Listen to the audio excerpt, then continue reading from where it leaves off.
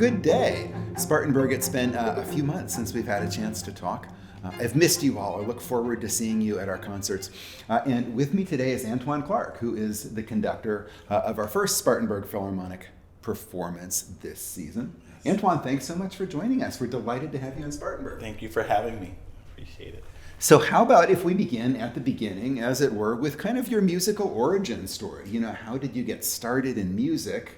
And then at what point did you figure out that conducting was going to be your bag? Well, I grew up in rural Virginia, and my father was a musician. He worked as a church music director, working with choirs and gospel groups.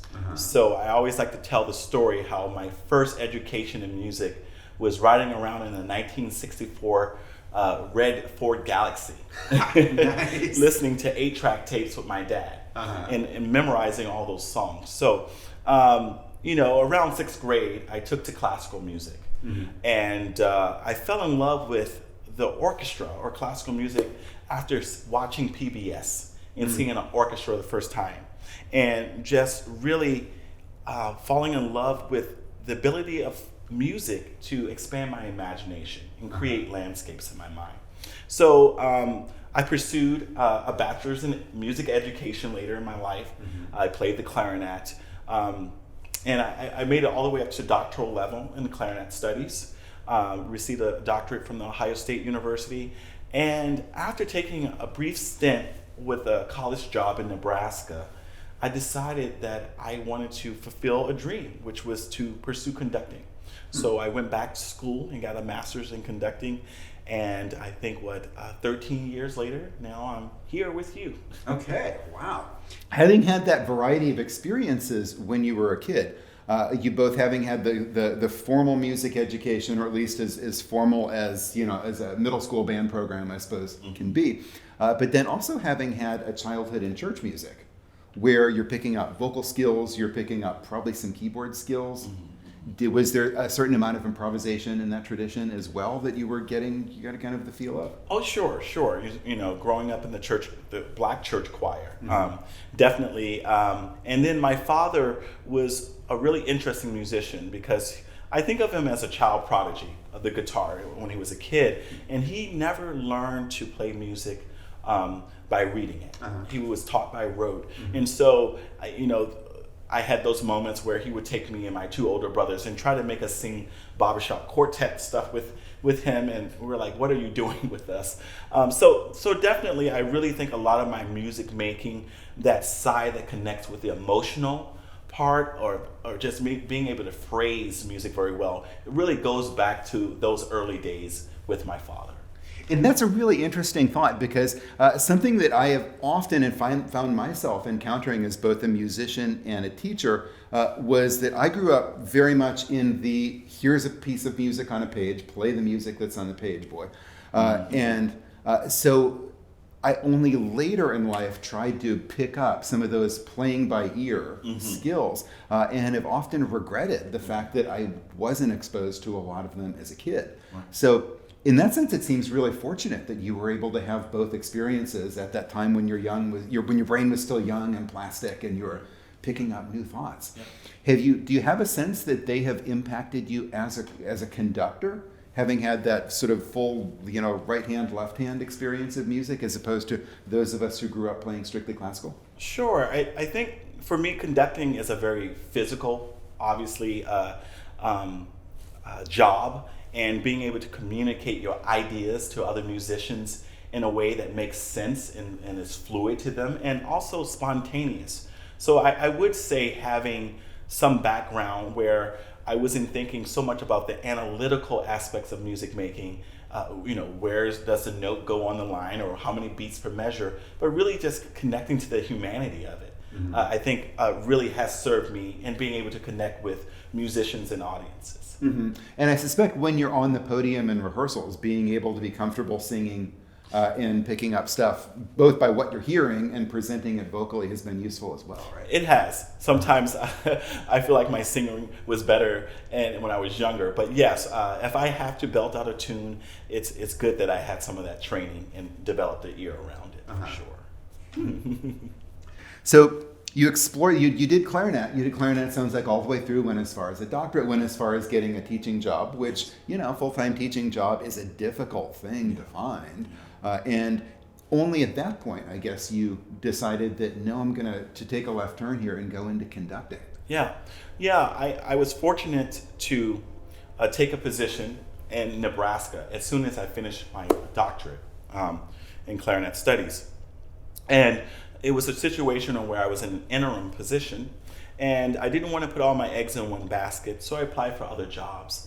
And basically, long story short is I decided to give up a tenure track offer from the interim position, place where I was, and go after a job that I thought maybe would be a little bit easier for me, just in location and the level of education of that area. That didn't work out. So I moved back to Columbus, Ohio, and got some of my connections back, started teaching adjunct, again, woodwinds. I started to think about, you have often thought about conducting, but you felt like you were on a path to getting a doctorate in clarinet, and why deviate now, since that was your goal? And so I thought, why not? Let's try this. In fact, at the same time I started to pursue a master's in conducting, I founded my own chamber orchestra in Worthington, Ohio. And as a conductor, what's really difficult is basically the orchestra is your instrument. And if you don't have an instrument, it's hard to practice. So I had the unique position of being able to start my own chamber group, and while studying my master's, have an instrument to practice. And I'm happy to say that 10 years later, that orchestra is now a nonprofit organization. We have a board, executive director, and I learned so many other skills about being a conductor, not just using my hands, from starting that venture as well. So it sounds like then, by returning to school, after having gone through the whole shebang, begun a professional career, you were probably actually able to have a really different kind of school experience, that you knew enough and you had enough essentially experiences in life to where you could say, hey, I'm going to found a chamber orchestra and actually make it work. Yeah. And so I bet you were able to get a lot more out of a master's program than many other people are able to in those programs. Yeah, by this time I had already taught middle school. I had been teaching college really since 2003. So a lot of experiences that made going out in the world and being bold enough to try something like that a little easier for me. So that orchestra has been essentially your home base throughout as your conducting career has grown. But this is one of those things that, as an audience member, I was totally clueless about. How does one get the gig as a conductor? What's that process like of beginning your career? What have been the stages for you thus far? Sure. Yes. First, you got to have the master's degree. A lot of orchestras want to make sure that you have studied conducting. I've had several experiences auditioning for major orchestras throughout the country. Recently, I took a position with the Wheeling Symphony as their assistant conductor. And I would say, we learn a lot in school, in our master's programs, but sometimes we don't always get everything we need. So I was fortunate in 2018 to be taken into the Chicago Sinfonietta's fellowship program, where they not just work with you as a conductor, but you learn all the things behind the scenes, how to work with a board, how to understand programming, fundraising, donor development. And so a lot of that, in tangent with having my own chamber orchestra, gave me a lot of skills and got me in the door with some of these auditions. So if an orchestra likes your resume or your cover letter, they want to also see video of you conducting. And so once you get through that round and then are invited to an interview, you're expected to conduct an orchestra, maybe speak from the stage so people can see what your speaking skills are like, meeting people in the community, working with students. So it's a wide range of things they may have you do in an audition. Yeah, so it sounds like a very kind of 360 life experience, spending a week like you're doing in Spartanburg. The number of people you have to meet and the different kinds of conversations you have to have and the different sorts of musical experiences you've got to have as part of that. Excellent. Yes. Wow. So you mentioned programming, and programming, I suppose, programming, just to be clear, for any musician, programming is the first and one of the most important parts of artistry. Yeah. But programming in this position, where you had the opportunity to say, okay, I'm going to go and audition in Spartanburg. Yeah. What is it that I want to program? Right. Tell me about all of the things that you're thinking about as you're kind of combing through the 300 years of orchestral repertoire and deciding what it is you're going to program. Yeah, there are a lot of components to think about. One of the first things is knowing what your instrumentation is.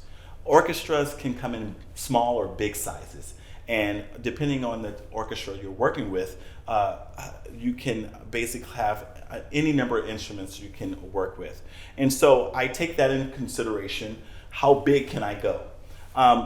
Within that realm, I also want to try to make sure that I'm making use of every musician on the stage at all times. I just don't want to have someone come in to play one piece in the program and that's all they get to do, because I see my time that week or those rehearsals as getting to know the individuals. So to get to hear them as much as I can is always a big part of that. Another thing that I consider is who may be a guest artist that I want to work with. Mm-hmm. So for me, oftentimes, the soloist and the work for that soloist can help build out the program.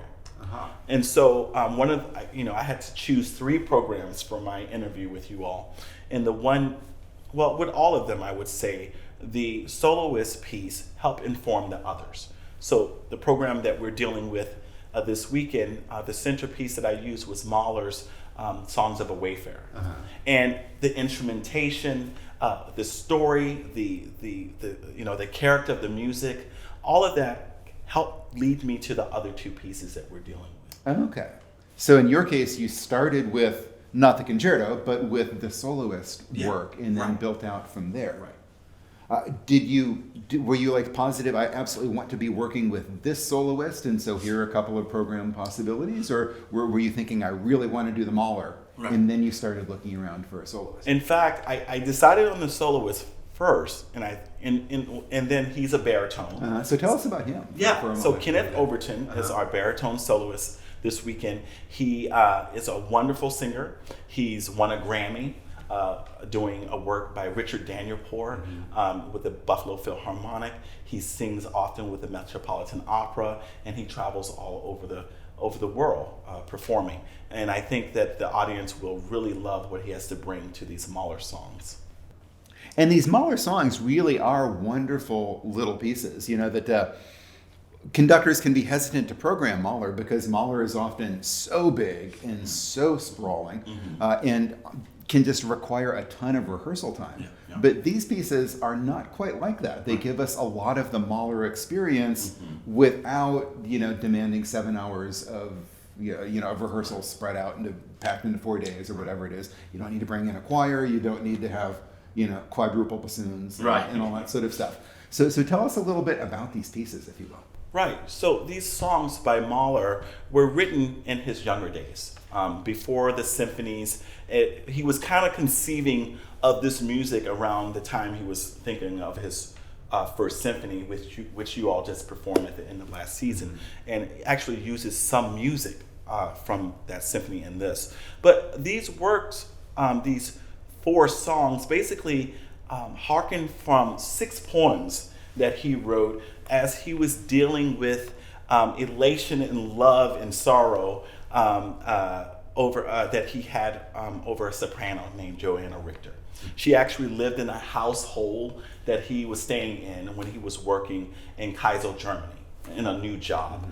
And Mahler really was coming out of this romantic era where literature, art really dealt with a lot of suffering and the problems that the human soul can go through. So he was quite an emotional person, and he used his imagination and his music writing to really help him deal with these feelings. So these 4 songs deals with basically a protagonist, a narrator who's going throughout nature and kind of telling the audience the feelings, the sadness that he has. But what we keep hearing in the music is this connection that he has to nature, and how it helps him really deal with his problems. So it's just a glorious piece that tells stories, and it's just so picturesque in its writing. Yeah, and such great melodies as well.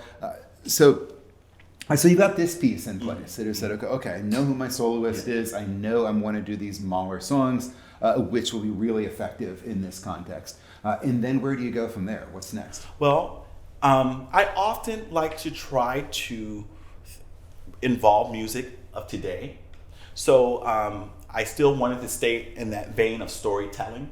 And I had been asked to curate a program for another orchestra, and I came across a composer named Anna Klein. And she wrote this wonderful piece called Sound and Fury, which I thought might work from this program, but it really didn't and then I found her This Midnight Hour. And I really thought this tapped in to what I really enjoy in classical music, which is the visual landscapes that you can see from music. And I really felt that work really fit in to that vein as well. Yeah, and that's a work, and I know from having essentially familiarized myself with it, looked at the score and listened to recordings as I was writing program notes, it is, like you say, it's a very pictorial work. You know, it's really easy to have visual images as you're listening to this. It's a very colorful piece as well. For a lot of audience members who are my age or perhaps even older, we grew up with a little bit of a fear of seeing a contemporary piece on a program. It's sort of like, that's going to be the ugly one, you know, and we've got to sit through the ugly one and pretend to enjoy it in order to get to the stuff that we like. But increasingly, younger composers are writing music that's designed to have the same sort of emotional appeal to audiences that romantic composers do, aren't they? Right, they are. Yeah, I think a lot of composers are still trying to be accessible to our audiences and make sure that they can connect with individuals while still holding to new trends and their own aesthetic feelings about music. Right, yeah, and this is a piece that definitely sounds like it was written recently. You know, it's not selling itself as having been written in 1897 instead of 2016 or whatever it was. But nevertheless, it does, as an audience member, give us a lot to hold on to and a lot to recognize and a lot to attach ourselves to. Now, one of the things that as far as I can tell, and I'm hoping that I'm wrong about this, does she never quote the Wilson Pickett song anywhere in this? No, I don't believe she does. That's crazy. That's such a great song. That is one of the best pop recordings ever, that bass riff. You know, go look it up, everybody. You know, pause the video now and go watch Wilson Pickett. And I'm hoping maybe it's there in retrograde inversion and we just haven't found it yet or something. But nevertheless, it does have some great melodies that we can get a hold of, and it's got a lot of colorful things. It gives a few orchestra members the chance to play solos who don't always get the chance to play solos, right? Yeah, there's a wonderful tuba moment throughout, and there's also wonderful techniques that the audience will hopefully pick up on. Actually, there's times where we ask the violas and the cellos to play out of tune. There's a moment. Well, let me back up for a second. The one reason I think this also works with this program is that she's inspired by poetry. So we have the poetry of Mahler, but Anna Klein was also inspired to use two poems to help set the tenor and tone for this program. And one of them is by a French poet who's inspired people like Franz Liszt and Claude Debussy. And that music really gives almost like a music that you hear in a French cafe. Like an accordion playing out of tune. And so there's some other wonderful techniques she uses where she has the orchestra play in a cascading effect. I should say the strings. Like you'll see half of the first violins enter, and then the second part of the first violins will enter. And so it gives this kind of sonic wave around the orchestra that I think is really cool in her writing. And that's one of those things that you can experience if you're there live. Yes. You're feeling that sound spread from one side to the other. So you had two pieces then inspired by poetry, inspired by words. Was that something then that led you to Scheherazade as the third piece in the program? Definitely. Well, when I'm picking programs, I definitely want to tap into what I believe our audience will already know, and the giants of masterpieces. And Scheherazade by Nikolai Rimsky-Korsakov is definitely one of those works. And it works with the other two pieces in that the instrumentation for those other two pieces works with the Scheherazade. So that was another reason I picked that. And also the storytelling nature of it.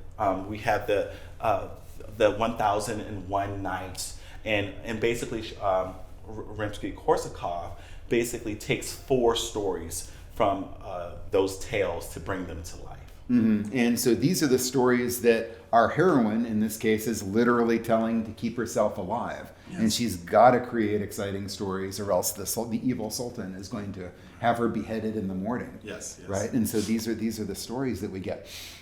And these are stories that, just like we talked about with the Anna Klein piece, involve a lot of orchestra members as soloists. Yes. And therefore have this really broad color palette. Yeah, yeah. And this is probably something that you're feeling like, as in your position as an interviewee, I guess you would say, that you get to know the orchestra gets to know you as you're working with them, not just as a large group, but yes, as all the solos that are stopping and starting as we go through this. Right, that's exactly right. I really was thinking about, it's not just about hearing the orchestra, but hearing individuals. Mm-hmm. And knowing what they bring and how I can work with them and collaborate with them.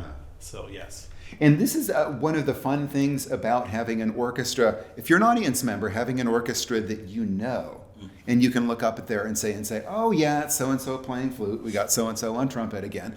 And you come to know these people. And when you hear them play solos as an audience member, you do get to feel like you're having this individual connection with that person. And that's a neat experience from an audience standpoint.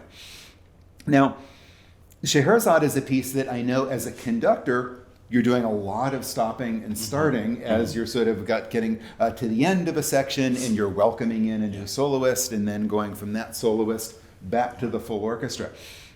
What is that like from a practicing and rehearsing standpoint? I've got to figure that's more challenging than it looks, isn't it? Well, it is. It is. This work is quite different than the other two in that, like you said, there's places where I actually have to pause and allow someone to speak, for example, like our concert master will this weekend.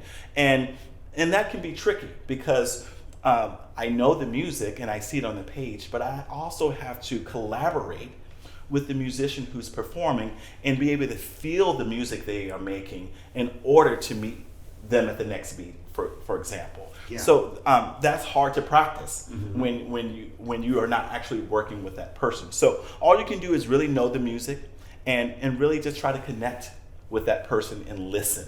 And I like to say, as a conductor, my job is always to sing. I should be singing, hearing what I have on the page, and listening to my colleagues. And I would expect, very possibly, that your earliest background in a church music style that's got an element of improvisation to it probably makes it a little bit easier for you to be able to intuit what this individual is doing when she's ready to begin her solo. She can feel the pace as she's coming to the end of her solo so that you can bring the orchestra back in a graceful way instead of in a, whoa, here comes the orchestra, kind of clunky way. Right. Yeah, I agree. I think having those early days of listening to music with my father, experiencing in the church, and even trying to create music with him has all just made it easier in classical music to do those important things to make these works come to life. Well, it's been a real pleasure to talk with you. This has been a real joy for me to get to know you and to hear your ideas about these pieces. As I'm speaking with Antoine, he's just arrived late last night, but he's already done, I think, one function in the evening, and he's already been on TV over on WSPA earlier. So his week is just beginning. But folks, I think you're really going to enjoy this concert coming up on Saturday. We've got a lot of fascinating stuff to listen to. So thank you. It's been a pleasure, and I very much look forward to this concert. Thank you so much.